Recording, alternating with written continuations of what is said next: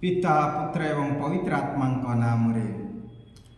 प्रिय श्रोता बंधु, आज आम समस्त आनंदर दिन, खुशीर दिन, कारण प्रभु जीशु यही धरापृष्ठ को आसिले मनुष्य को परित्राण देवाई। प्रभुंकर वाक्य जीशुंक जन्मर केते वर्ष पूर्वे प्रवक्ता हागाय गोटे संदेश देइथिले, भाववाणी देइथिले। 2 अध्याय हागाय पुस्तक 2 अध्याय 6 पदरे लेखा अछि, आ अल्प समय परे आकाश पृथ्वी सागर सबको मु दहले देवी, प्रकंपित करी, एवं सबु जाति को सबु गोष्ठी को मु प्रकंपित करी, एवं सबुठारु अति वांछनीय विषय आसीबो, एवं एही ग्रहटी तांकर महिमारे पूर्ण हेबो। प्रवक्ता हागाय एही भाववाणी देइथिले जे अल्प समय परे आकाश पृथ्वी सागर शुष्क भूमि को मो प्रकंपित करिबी, दहलेई देवी, एवं सबु जाति सबु गोष्ठी को मु दहलेई देवी, एवं सबु जातिर श्रेष्ठ वांछनीय विषय आसीबो, एवं एही स्थानटी प्रभुंकर महिमारे पूर्ण हेबो। वास्तव में ताहा हैला जेतेबेले यीशु जन्म ग्रहण कले, एही समय आकाश दहली गला, स्वर्ग दहली गला, स्वर्गर समस्त दूत स्वर्गीय बाहिनी से माने दहली गले, प्रकंपित हेले एही यीशुंकर जन्म रे, एवं सेमानक मुखरु एही संगीत आसिला जे ऊर्ध्वरे ईश्वरंकर जय, मर्त्यरे तांकर प्रियजनंकर शांति। केवल आकाश स्वर्ग केवल दहली गला नहीं, दहली गले सही मेषपालक गण जो मानक से दूत माने कहिले तुम निमंते एक त्राणकर्ता जन्म ग्रहण करिसेंती। लूक 2 अध्याय 10-11 जेतेबेले सेमाने सुनिले मध्य रात्रि रे स्वर्गर दूत आसी कहले, सेमाने दहली गले, आउ सेमाने दौड़ी गले। सही समय रे कौ स्थान रे यीशु जन्म होइछंती बेथलेहेम को सेमाने गले, सेमाने भी दहली गले। केवल सेतिकी नाही, राजा हेरोद दहली गले ए संदेश पाई जे किए से राजा जे जन्म होइछंती। आ अनेक शास्त्रज्ञ मान को डाकी से पचारि बुझिले जे यीशु जन्म ग्रहण करछंती जिहुदी मानकर राजा बेथलेहेम रे, आ से मध्य डरी गले, दहली गले। प्रिय भाई भौणी माने, दहली गला एही मानव इतिहास, यीशुंकर जन्म रे एही मानव इतिहास परिवर्तन आसीगला। इति हेला आरंभ हेला, इति हेला अंधकार जुग, आरंभ हेला धार्मिक जुग।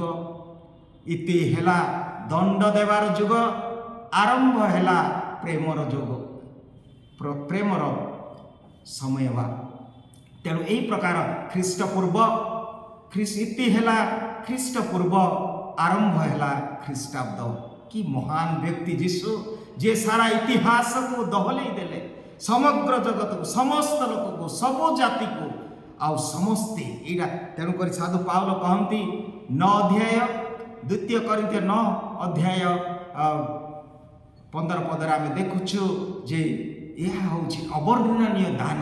ईश्वर को धन्यवाद देवा ये अवर्णनीय दान पाई। प्रिय भाई भौणी माने, तेबे प्रभु जेतेबेले आसिले, केमिति आसिले आमे जानुछु।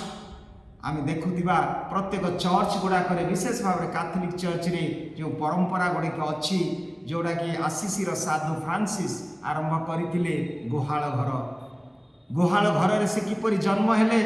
आबे जब देखिबा गुहाल घर को सारा सृष्टि सेठी अछि। एई गुहाल घर रे आपण माने कोन देखुछंती? मु भावे आपण देखुथिबे दूत को देखुथिबे, अर्थात समग्र स्वर्ग से स्थान रे अच्छी। आपण माने देखि पारिबे उद्भिद गछ पत्र नहीं आमे डेकोरेशन करिथाओ, अर्थात उद्भिद जगत अच्छी। आपण माने देखि पारुथिबे एही गुहाल रे तारा का गण ताहा सूचई दिए जे समस्त ग्रह नक्षत्र मध्ये सेठी अछंती। आपण माने देखि पारिबे एही गुहाल घरे से ज्ञानी मानको 3 पंडित पूर्व देश आसछंती, से माने मध्ये दहली गले, खोजी खोजी से माने यीशुंक पाखक आसिले तांको पूजा करिया पई। पूर्व देशरू सेमानकर इतिहास आउरी भिन्न। से माने सारा यूरोप कहा जाए आमर ट्रेडिशन रे କେତେ ସେଇ 3 ଜଣଙ୍କ ମଧ୍ୟରୁ ଜଣେ ୟୁରୋପ ମହାଦେଶକୁ ପ୍ରତିନିଧିତ୍ୱ କରେ, ଆଉ ଜଣେ ଆଫ୍ରିକା ମହାଦେଶକୁ, ଆଉ ଜଣେ ଏସିଆ ମହାଦେଶକୁ, ଅର୍ଥାତ୍ ସାରା ବିଶ୍ୱବାସୀ ଏହି ଯୀଶୁଙ୍କର ଜନ୍ମରେ ତାଙ୍କୁ ପୂଜା କରିବା ପାଇଁ ପଣ୍ଡିତମାନେ, ବିଶାରଦମାନେ ଅର୍ଥାତ୍ ସେହି ଜ୍ୟୋତିର୍ବିଦମାନେ ଆସନ୍ତି। ଅତଏବ ସେଇଠି ଦେଖୁଛୁ ଆମେ ତାରା, ଗ୍ରହ, ନକ୍ଷତ୍ର, ଉଦ୍ଭିଦ ଜଗତ, ସୌର ଜଗତ ଏବଂ ସ୍ୱର୍ଗର ସମସ୍ତ ଦୂତଗଣ ଏବଂ ଏହି ମର୍ତ୍ତ୍ୟର ରାଜା, ଜ୍ଞାନୀ, ପଣ୍ଡିତମାନେ, କେବଳ ସେତିକି ନାହିଁ, ମେଷପାଳକମାନେ, ସମାଜର ଦରିଦ୍ର ନଗଣ୍ୟ ବ୍ୟକ୍ତିମାନେ ମଧ୍ୟ ତାଙ୍କୁ ପୂଜା କରିବାକୁ ମେଷପାଳକମାନେ ଆସିଲେ। ତେବେ ପ୍ରିୟ ଭାଇ ଭଉଣୀମାନେ ଦେଖନ୍ତୁ, ଏହି ପ୍ରଭୁଙ୍କୁ ଆମମାନେ ଆଜି ଦେଖିବା ପାଇଁ, ତାଙ୍କୁ ପୂଜା କରିବା ପାଇଁ, ତାଙ୍କୁ ଧନ୍ୟବାଦ ଦେବା ପାଇଁ ଆସିଛୁ। କିନ୍ତୁ କେଉଁମାନେ ତାଙ୍କୁ ଦର୍ଶନ କରିବେ? ସେ ତାଙ୍କୁ ଦର୍ଶନ କରିବା ପାଇଁ କ'ଣ ଚିହ୍ନ ଦିଆହେଇଛି? ସେହି ମେଷପାଳମାନଙ୍କୁ ଦିଆଗଲା। ଯେତେବେଳେ ସ୍ୱର୍ଗର ଦୂତ ଆସି କହିଲେ, ସେ କହିଲେ ତୁମେ ତାଙ୍କୁ ଚିହ୍ନିବ, ଗୋଟିଏ ଡଙ୍ଗାରେ ଶୋଇଥିବେ ଏବଂ ତାଙ୍କ ଶରୀରରେ କପଡ଼ା ବା ବସ୍ତ୍ର ତାଙ୍କୁ ଗୋଡ଼େଇ ଦିଆଯାଇଥିବ। ଏହାର ପ୍ରତୀକ କ'ଣ? ଏହାର ପ୍ରତୀକ ହେଲା ଗୋଟେ ଉଷ୍ମତାର ଚିହ୍ନ, କୁଣ୍ଡ, ଯେଉଁଠି ଗଧ ବା ପ୍ରାଣୀମାନେ ତାଙ୍କର ଖାଦ୍ୟ ଖାଆନ୍ତି, ଏପରି ଏକ ସ୍ଥାନ, ଅର୍ଥାତ୍ ଦାରିଦ୍ରତାର ଚିହ୍ନ। ଆଜି ଯଦି ଯୀଶୁଙ୍କୁ ଦେଖିବାକୁ ହେଲେ ଆମମାନଙ୍କୁ ଏହି ଚିହ୍ନ ଦିଆଯାଇଛି ଯେ ତାଙ୍କ ଦେହରେ ଗୋଡ଼ା ହେଇଥିବ ବସ୍ତ୍ର, ଡଙ୍ଗାରେ ସେ ଶୋଇଥିବେ, ଦରିଦ୍ର, ଦୀନ, ଦୁଃଖୀ ହେଇକି ସେ ଆସିଲେ ଏହି ଜଗତକୁ। ଯାହା ସେ ଶିକ୍ଷା ଦେଇ କହିଥିଲେ, ଲୁକ୍ 9:58 କୋକି ଶିଆଳିର ଗର୍ତ୍ତ ଅଛି, ଆକାଶ ପକ୍ଷୀର ବସା ଅଛି, କିନ୍ତୁ ମନୁଷ୍ୟ ପୁତ୍ର ପାଇଁ ସ୍ଥାନ ନାହିଁ। ଆମେ ଯିଶାୟା ପୁସ୍ତକ 1:4 ମଧ୍ୟ ପଢୁଛୁ ଯେ ଗୋଟିଏ ଗାଈ ତାର ମାଲିକକୁ ଚିହ୍ନେ, ଗୋଟିଏ ଗଧ ସେ ଖାଉଥିବା ତାର ମାଲିକର କୁଣ୍ଡକୁ ସେ ଚିହ୍ନେ, କିନ୍ତୁ ଯେଉଁ ଲୋକମାନଙ୍କ ପାଇଁ ସେ ଆସିଲେ, ମୋର ଲୋକମାନେ ମୋତେ ଚିହ୍ନନ୍ତି ନାହିଁ। ପ୍ରିୟ ଭାଇ ଭଉଣୀମାନେ, ବହୁତ ଦୁଃଖର କଥା। ଯେତେବେଳେ ଯୀଶୁ ଆସିଲେ, ଯୋସେଫ ତାଙ୍କର ପାଳକ ପିତା ଦ୍ୱାର ଯାଇ ସେ କବାଟ ବାହାରିଲେ, ଭାଇ ମୋତେ ଟିକେ ସ୍ଥାନ ଦିଅ। ତାଙ୍କ ସ୍ତ୍ରୀ ବା କୁମାରୀ ମାରିଆଙ୍କର ପ୍ରସବ ବେଦନା ସନ୍ନିକଟ ଥିଲା। କାନ୍ଦି କାନ୍ଦି ଗୁହାରି କରି, ଚିତ୍କାର କରି ପ୍ରତି ଦ୍ୱାରକୁ ଗଲେ, ସମସ୍ତେ ଅଗ୍ରାହ୍ୟ କଲେ, ପ୍ରତ୍ୟାଖ୍ୟାନ କଲେ, ଆମର ସ୍ଥାନ ନାହିଁ, ଆମର ଜାଗା ନାହିଁ। ଶେଷରେ ଯୀଶୁଙ୍କୁ ଏହି ପ୍ରକାର ଭାବେ ଜନ୍ମ ହେବାକୁ ପଡ଼ିଥିଲା, ଗୋଟିଏ ଗୁହାଳ କୁଣ୍ଡରେ। ଏହାର ଅର୍ଥ କ'ଣ? ଆଜି ଯଦି ଯୀଶୁଙ୍କୁ ଆମେ ସେହି ପ୍ରକାର ସ୍ଥାନ ଦେଉଛୁ, ଆମର ସ୍ୱାର୍ଥ ଯୋଗୁଁ ହୁଏତ ଆଜି ଯୀଶୁ ଚାହିଁଥିଲେ ସେ ଆସିଥାନ୍ତେ ରାଜପ୍ରସାଦରେ, ଯୀଶୁ ଚାହିଁଥିଲେ ଆସିଥାନ୍ତେ ପଞ୍ଚତାରକା ହୋଟେଲରେ, ଯୀଶୁ ଯଦି ଚାହିଁଥାନ୍ତେ ଗ୍ରୀକ୍ ବା ଫିଲୋସଫି ମାନଙ୍କର, ଦାର୍ଶନିକ ମାନଙ୍କର ସ୍ଥାନ ଏଥେନ୍ସ ଗ୍ରୀକ୍ରେ ଆସିଥାନ୍ତେ, କିନ୍ତୁ ସେ ଆସିଲେ ଏହି ପ୍ରକାର ଭାବେ ନିଜକୁ ଏତେ ନମ୍ର କରି। ତାଙ୍କର ସିଂହାସନ ଥିଲା ସ୍ୱର୍ଗ, ତାଙ୍କର ପ୍ରକୃତି ଥିଲା, ସେ ଥିଲେ ଈଶ୍ୱର, କିନ୍ତୁ ସେଗୁଡ଼ିକୁ ସେ ଛାଡ଼ି ଦେଇ ତ୍ୟାଗ କରି ନିଜକୁ ନମ୍ର କରି ମନୁଷ୍ୟ ହେଲେ, ଦାସ ହେଲେ, ମନୁଷ୍ୟ ପାଖକୁ ଆସିଲେ। ତେଣୁ ଲେଖା ଅଛି ପ୍ରକାଶନ ପୁସ୍ତକ 21:3-4 ଦେଖ ମୋର ବାସସ୍ଥାନ ବର୍ତ୍ତମାନ ମନୁଷ୍ୟମାନଙ୍କ ମଧ୍ୟରେ। ତେଣୁ ଈଶ୍ୱରଙ୍କୁ ପାଇବା ପାଇଁ ଆମମାନେ ବିଭିନ୍ନ ତୀର୍ଥ, ବିଭିନ୍ନ ସ୍ଥାନକୁ ଯାଉଛୁ, କିନ୍ତୁ ପ୍ରଭୁ କହୁଛନ୍ତି ଯେ ତୁମମାନଙ୍କ ମଧ୍ୟରେ ଈଶ୍ୱରଙ୍କର ନିବାସ।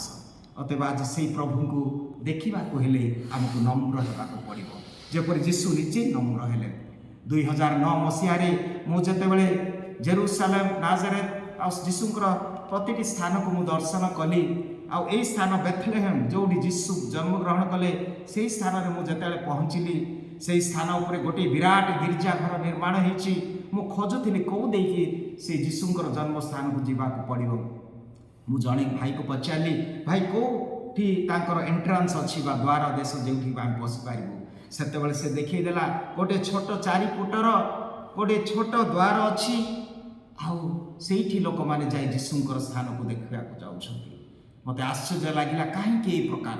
ପରେ ମୁଁ ଜାଣିବାକୁ ପାଇଲି ଯେ ଯୀଶୁଙ୍କୁ ଦେଖିବାକୁ ହେଲେ ଯେମିତି ସେ 4 ଫୁଟର ଛୋଟ ଝରକା ପରି ସେଇଟା ହେଇଛି ଏଣ୍ଟ୍ରାନ୍ସ ବା ଦ୍ୱାର ଦେଶ, ଆଉ ମୁଣ୍ଡ ନୁଇଁକି ଯିବାକୁ ପଡ଼ିବ।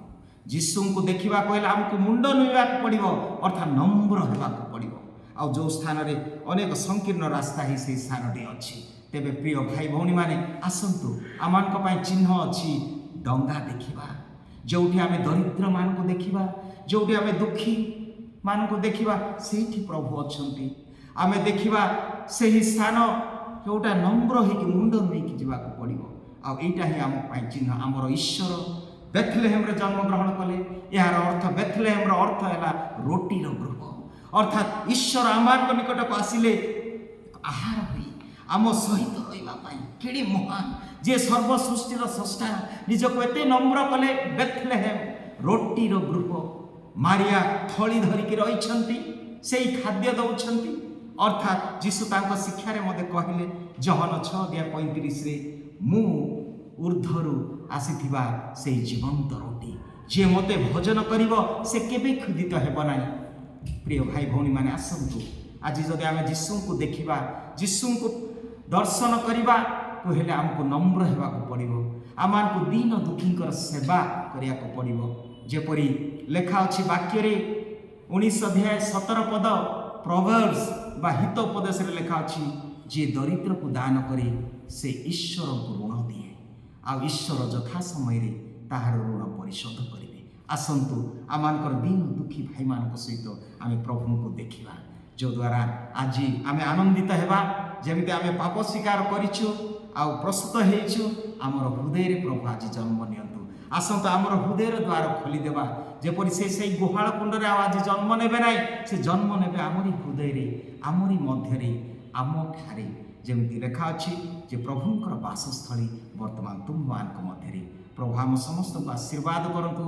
ଯେପରି ପ୍ରଭୁ ଆଜିର ଦିନରେ ଯେପରି ଈଶ୍ୱର ପ୍ରଭୁ ଯୀଶୁଙ୍କୁ ଦାନ କଲେ, ଆମେ ମଧ୍ୟ ପରସ୍ପରକୁ ସେଇ ଉଦାରତା ମନୋଭାବ ଦେଇ ଯେ ଦରିଦ୍ର ଦୁଃଖୀମାନଙ୍କଠାରେ ଆମମାନଙ୍କର ଯାହା ବି ଅଛି ତାଙ୍କଠାରେ ଆମେ ସେୟାରିଂ କରିବା, ଆମର ଯାହା ବି ଅଛି ତାଙ୍କୁ ଆମେ ଗ୍ରହଣ କରିବା, ଯଦ୍ୱାରା ଆମେ ପ୍ରଭୁଙ୍କୁ ପାଇପାରିବା। ପ୍ରଭୁ ଆମ ସମସ୍ତଙ୍କୁ ଆଶୀର୍ବାଦ କରନ୍ତୁ।